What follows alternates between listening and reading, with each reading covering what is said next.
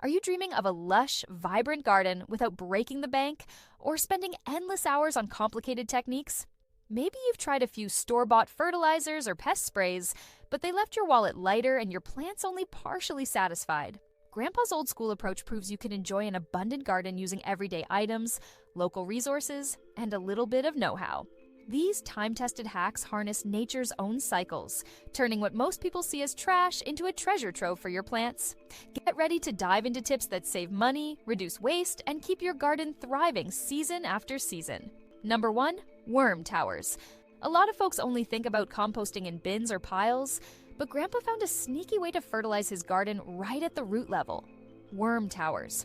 Picture a PVC pipe or a wide plastic tube with holes drilled into the sides, buried vertically into your garden bed so that just the top protrudes above the soil. He'd drop kitchen scraps into this tube, anything from banana peels to carrot tops, and then close the lid.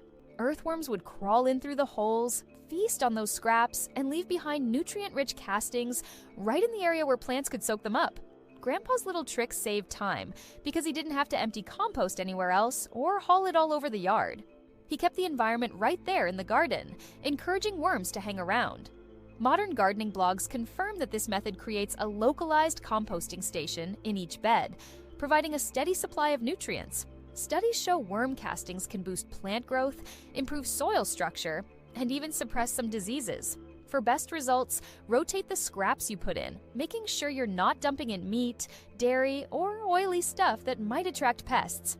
Grandpa usually kept an old bucket with a lid under the kitchen sink and dropped the day's trimmings in there, then emptied it into the worm tower every few days.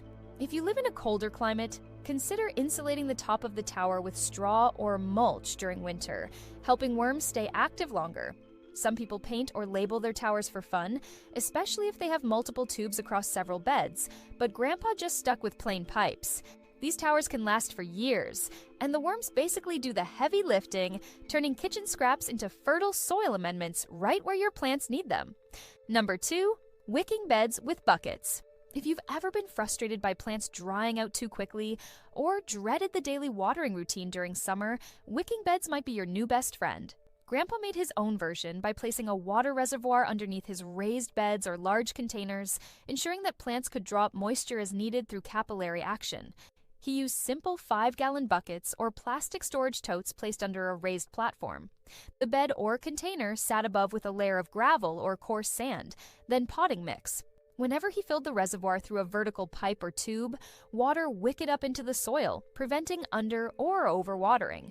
Modern homesteaders love wicking beds because they're efficient. Some claim you can go a week or more without refilling the reservoir, even in scorching weather. According to recent articles, wicking beds can reduce water use by 40% or more compared to overhead watering. Grandpa believed this system created less stress for the plants too, since their roots could always reach water without getting waterlogged. It's also easier to add liquid fertilizer directly to the reservoir, distributing nutrients evenly. Just remember to keep an eye on the water level, especially if it's really hot or if you've got thirsty crops like tomatoes. Some folks add an overflow hole to prevent flooding, ensuring water drains out once the reservoir is full. If you really want to step it up, you can layer landscape fabric between the gravel and the soil to keep them separate while still letting water pass through.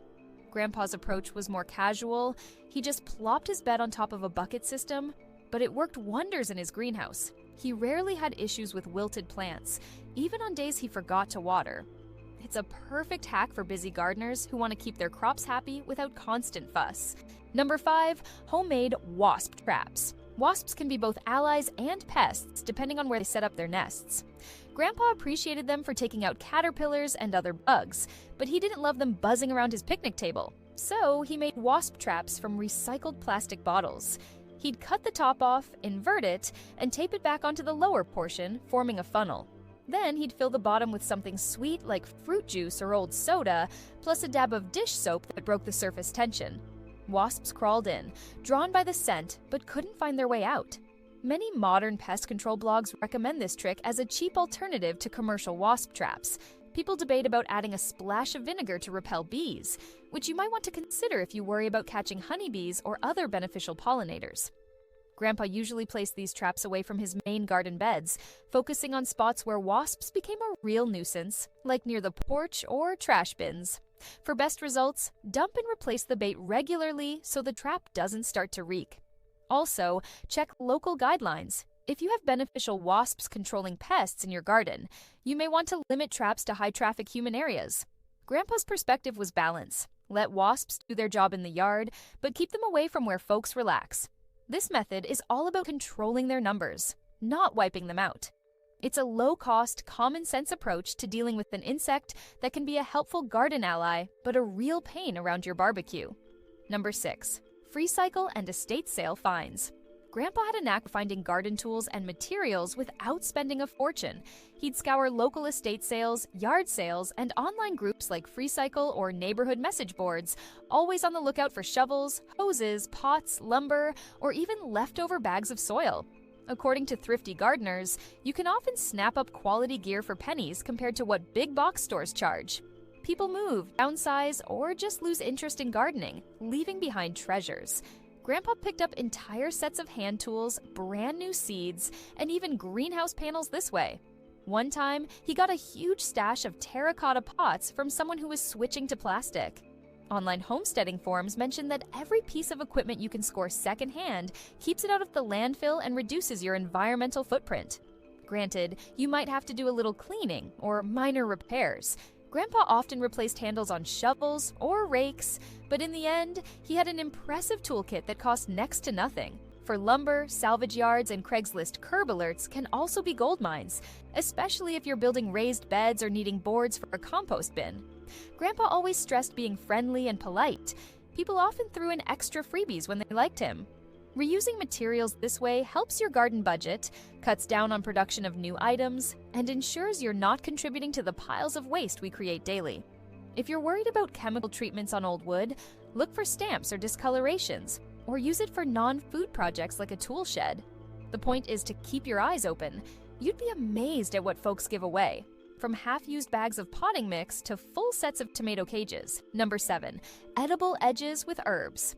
Instead of planting boring edging plants or letting grass creep right up to your beds, Grandpa sowed lines of herbs around garden edges. He used chives, thyme, oregano, or even cilantro as living borders. It served multiple purposes, controlling weeds, providing a quick harvest, and attracting pollinators when the herbs flowered. Modern permaculture guides advocate for this method, calling it a layered approach to garden design. A short row of thyme or oregano can handle some foot traffic too, releasing a pleasant aroma when stepped on. Grandpa found it simpler to keep track of these herbs if they had a designated edge row, rather than scattered randomly. He'd clip fresh leaves anytime he needed them for cooking, and the garden always smelled wonderful. Over time, thick herb borders can outcompete weeds, saving you a bunch of weeding work. It also draws beneficial insects like bees, which help pollinate veggies in the main beds.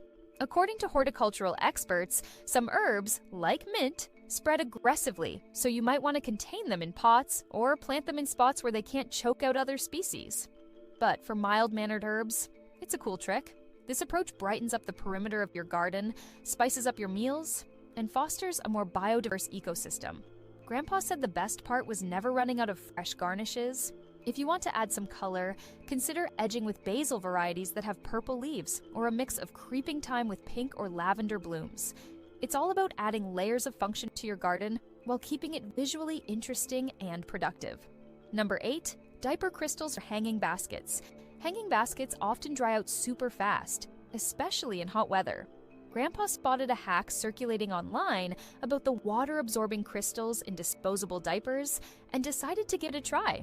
He cut open a clean, unused diaper, scooped out the crystals, and mixed them into his potting soil before filling the hanging basket. These crystals absorb water during watering, then slowly release it back to the roots as the soil dries. Many container gardeners swear by store-bought hydrogel crystals, and diaper filling is the low-cost version. Grandpa tested it on his porch baskets full of petunias and was impressed. He didn't have to water as often, and the blooms stayed perky even in midday sun. Be sure to mix the crystals thoroughly into the soil, so they're not clumping in one spot. Some folks add them to the bottom third of the pot to act like a reservoir.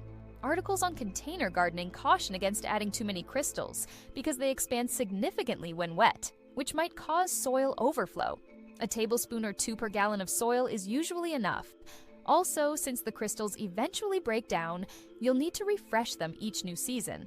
Grandpa liked that this trick not only cut down on watering chores, but also prevented those sudden wilt episodes if he missed a day. If you're concerned about the environmental footprint of these crystals, consider using them only where it's crucial, like hanging baskets or window boxes, rather than all over the garden. It's definitely an example of modern convenience meeting old-school resourcefulness. Number 9. Natural pest management with trap crops.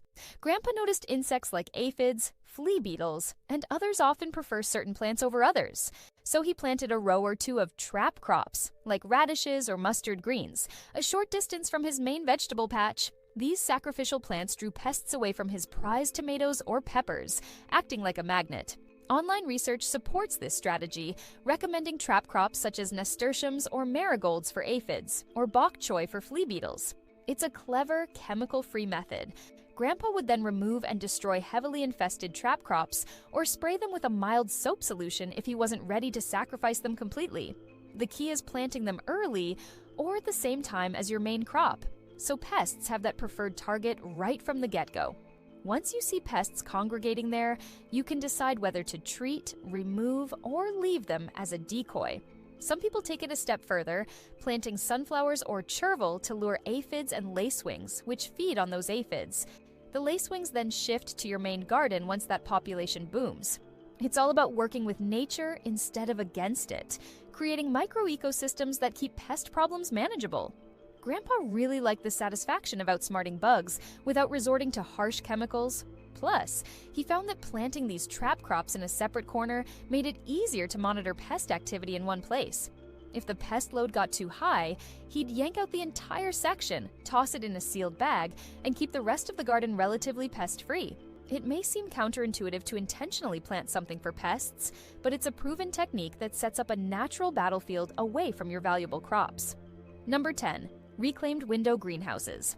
Buying a brand new greenhouse can cost a small fortune, so Grandpa built a mini version using old windows he found at a demolition sale. He created a simple wooden frame, then attached the windows as walls and a roof, leaving ventilation holes at the top. It let in plenty of sunlight while trapping heat, perfect for starting seedlings earlier in the spring or extending the season into fall. Modern DIY enthusiasts do the same thing, collecting mismatched windows and combining them into a charming window greenhouse. Some folks call it a greenhouse, others say it's a cold frame on steroids, but either way, it's great for controlling temperature and humidity. Grandpa loved that he could rescue those windows from the dump and give them a new purpose. According to conservation-minded building guides, reusing windows is more eco-friendly than buying brand new greenhouse panels, and it adds character. You just need to ensure they're not painted with lead paint if they're really old. If they are, you can still strip and repaint them carefully, but some caution is needed. The biggest challenge might be sealing the gaps where the windows meet, so you don't get drafts. Grandpa used strips of weather stripping or silicone sealant and tested for leaks by feeling for air movement on a windy day. Once the greenhouse was tight enough to hold a bit of warmth, he installed simple shelves inside for seed trays and potted herbs. If it got too warm, he'd prop open a window or door. For those who can't find big windows, old shower doors or glass sliding doors can also work. The final product might look rustic, but the plants sure don't mind. Grandpa said the results spoke for themselves: earlier tomatoes, healthier pepper starts, and a cozy environment for tender seedlings. It's yet another free or nearly free hack that transforms scrap materials into something incredibly useful for your gardening adventures.